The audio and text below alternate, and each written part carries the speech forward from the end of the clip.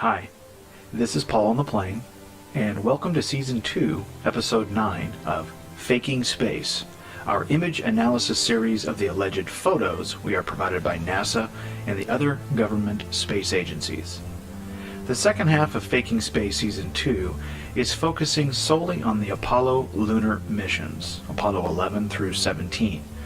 The NASA Apollo Journal site has been available for 20 years, some parts as early as 1995. In 2015, NASA released more than 8,400 high-res images on Flickr, claiming it was every photo taken by the astronauts during the 6 moon missions from 1969 to 1972. What you are seeing here as Season 2 draws to a close comes as a result of more than 10,000 hours of research, poring over every photo, every video, every mission log, everything available online relating to NASA's alleged 6 lunar landings. The tireless researcher's name is Mr. Scott Henderson, and he's been gracious enough to share his findings with us all. As we've been highlighting in all of our Auditing Apollo videos, is a close-up of the Apollo 17 flag drying from the edges in, damaging evidence that the Apollo missions were shot right here on Earth, not the lunar surface in which no moisture could ever be present based on how the moon is presented to us by NASA. You'll continue to see as you make your way through the Apollo videos is evidence on how the equipment and props were recycled mission after mission on the moon stage set, and shot over a period of time that resulted in the obvious aging, weathering, and breaking down of many items.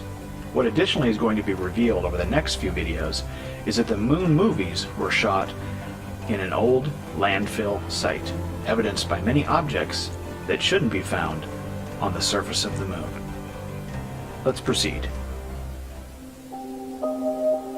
While waiting for Aldrin to come down the ladder, Armstrong took this photo. On the top right is an air intake louver, and on the bottom is an air intake housing, where an air filter goes. The center bolt and washer is visible, and it has a handle on the intake horn as well. The objects on the ground are automotive in nature. Looking at the mesh of material behind Aldrin, I am surprised that they didn't trip and fall. On the bottom right there is a car alternator, and below some bent metal parts.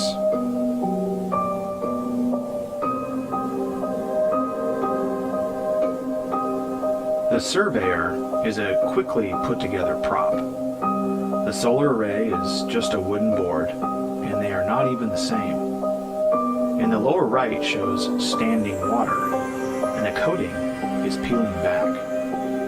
NASA wants you to believe that this thing navigated to the moon, descended, landed, and sent back pictures, scooped up dirt, analyzed it, and sent back data. If so, where's the high gain antenna?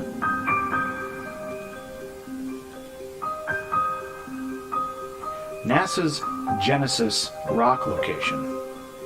It appears the interior of one rock was soft enough to be kicked apart with a boot. Inside the rock were metal parts. This broken rock revealed 2 spark plugs, a Champion left, and an AC Delco right. Any motor mechanic would recognize them. As discussed in our previous episode, the rover broke down. The front steering arms were left on the ground, and beside it is a golf ball. But Apollo 14 was the only mission that claimed to feature golf balls. And this is not the only ball in Apollo 17. On close examination, there are many other golf balls present in this photo.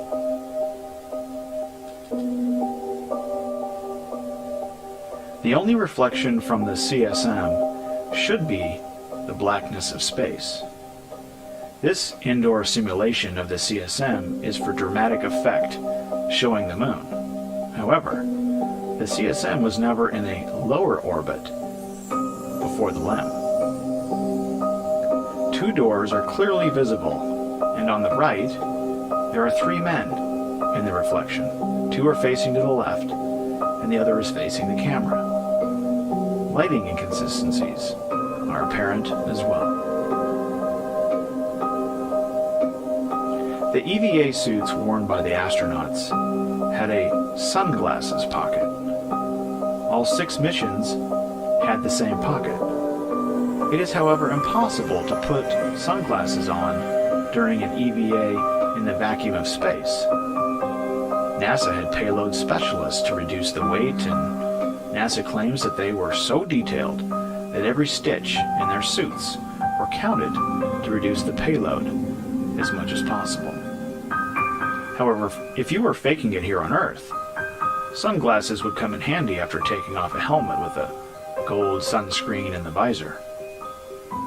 The astronauts were superstars and had to look as cool as James Dean. In our next episode, Mr. Henderson and I will present photographic evidence of the presence of moisture in many shots allegedly snapped on the surface of the moon in the vacuum of space. Don't you dare miss it. Until next time, this has been Paul on the Plane. On behalf of Mr. Scott Henderson, thanks for watching.